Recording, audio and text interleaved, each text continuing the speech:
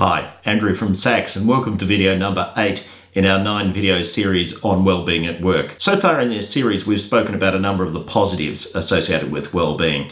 We looked at things like physical health and wellbeing, we looked at happiness, and then we entered into 4 videos which were specifically targeted at a thing called engagement, which is a wonderful proxy for wellbeing at work. Engagement is where people have positive, energetic emotions at work, and it certainly relates to both productivity and to wellbeing of the individual. Then we talked about the individual variability of well-being in different sectors and those kinds of things, and then we spoke about resilience, which is about enduring well-being in the sense that when people have high levels of resilience, they don't really rely on other people for their well-being. They're able to maintain their own well-being, which is a very positive state. So this video is specifically about stress and well-being, and I think when people hear the word stress, they think of something which is unrelievedly negative. It's a bad thing to be stressed. Well, in fact, it's not quite as simple as that. The essence of it is that it's a little bit more subtle.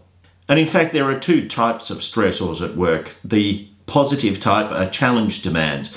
So challenge demands are things like workload. And it may interest you to know that as our workload increases, in most cases, our levels of well-being increase. If you've ever been in a job where you haven't got enough to do, that may not be quite as much of a surprise. But as our levels of work increase, our levels of well-being increase until we get to the point where we're in a burnout situation.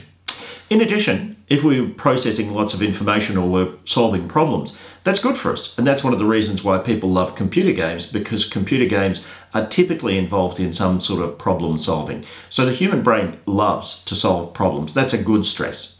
But there are also negative stressors, and one of them is role ambiguity. So if you come to work and you're not quite sure what you need to achieve at work, well, obviously that's a bad thing. People love to be clear on what success looks like in their job. And then you have role conflict. Role conflict is where people are asking you to do different things. So Mary Smith asks you to do this thing and Bill Jones asks you to do this thing. And the 2 things maybe are not complementary with each other. That's a stressor.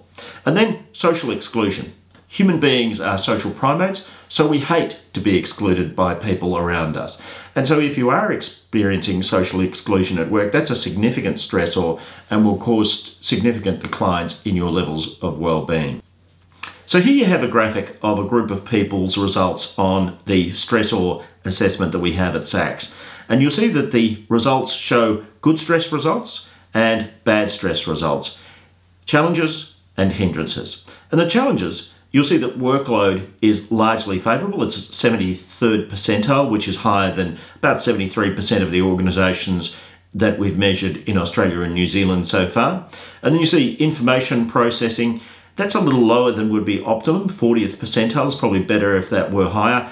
And you see that the question about problem solving means that that's a little low as well. And so what it says to us is that the work that people are doing, they're doing lots of work, but maybe it's fair to say that it's not hugely intellectually demanding. So the ideal would be for these to increase to match up to the levels of workload. But perhaps more concerning is the negative stressors. So role ambiguity. You see that this is at the 74th percentile, which says that people are really quite unsure about what their role needs to achieve. In addition, conflicting expectations are quite high. So people are experiencing conflicting expectations at work. Now, social exclusion is not really that much of a problem. It's around about population average. But in general, what you would say is that if you looked at this set of results, you would recommend to whoever is responsible for this organisation, if you can vary the work and cause it to be more intellectually challenging to match up with the workload that exists, that would be a good thing. But as well as that, you really need to work on the question of role ambiguity here. Make it clearer to people what they need to achieve at work. Role ambiguity is made clear by what we need to achieve at work. Many job descriptions have lists of tasks that people need to undertake, and that doesn't work very well. What we really need to do is to have outcomes from our job. So my job is to achieve customer satisfaction. My job is to achieve a certain quality of work as assessed in a certain way. My job is to achieve a certain quantity of work as assessed in a certain way.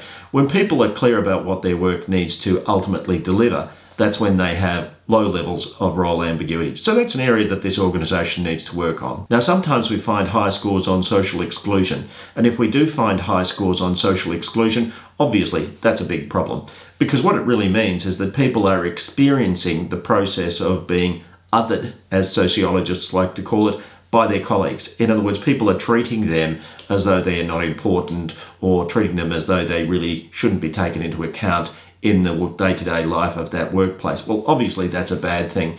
And if that's the case, then really what you need to do is you need to explore that further with things like focus groups to understand where the issue is coming from, and then to put remediation in place. And the remediation could be things like causing inclusion exercises, teaching the leaders about how to ensure that people are included more, undertaking a campaign across the organisation so that people understand the relationship between exclusion and well-being. Because in general, if these employees are good people, they will not want to damage their colleagues, and they will want their colleagues to be in a safe and positive environment. So there's some of the things that can be done. Some of the other things that relate to stress and well-being, one of the things that we know is that there is an extremely strong relationship between stress and control. When people feel that they have no control over their workplace, then they feel more stress, and that's a bad thing. If, for instance, you're in a situation where you have low stress and low control, that's a kind of a sleepy kind of a situation where you're really not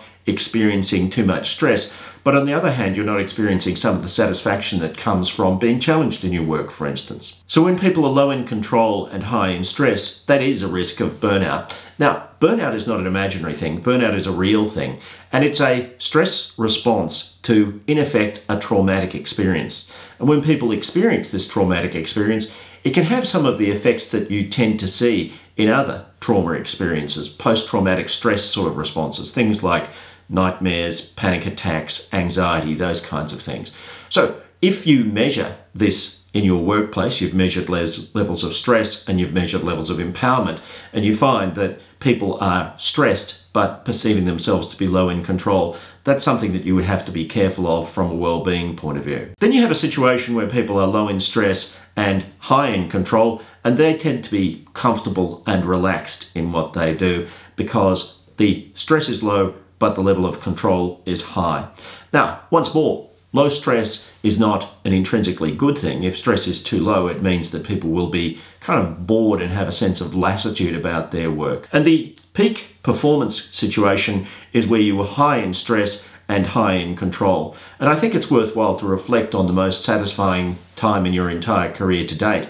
It may well have been a time when you were pursuing a really important goal. So the stress was high, and maybe you had a high workload as well, but maybe you were also very empowered about how you went about this task, and you had a chance to really optimize the way you were doing things and to get enthusiastic in a team of people to achieve these things. That's the optimum.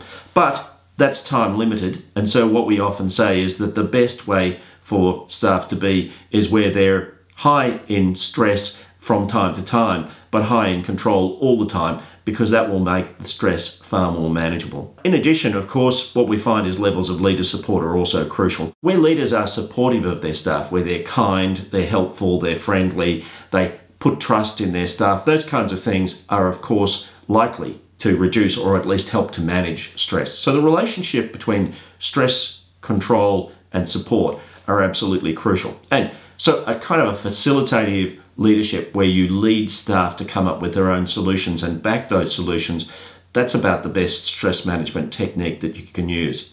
Now, of course, if somebody's in a chronic stress situation or they're in an episodic stress situation, which is acute, in other words, something really big is happening, then of course, that's when it's time to send for the employee assistance programs, which can help people by giving them an opportunity to work with clinical specialists who can help them in that way. So that's what we had to say about stress and well-being, and the very next video is about recognition and well-being. As I mentioned earlier, human beings are social primates, so they like to belong, but they also like to be recognized by people around them. Join us for the next video to find out optimal ways of doing that.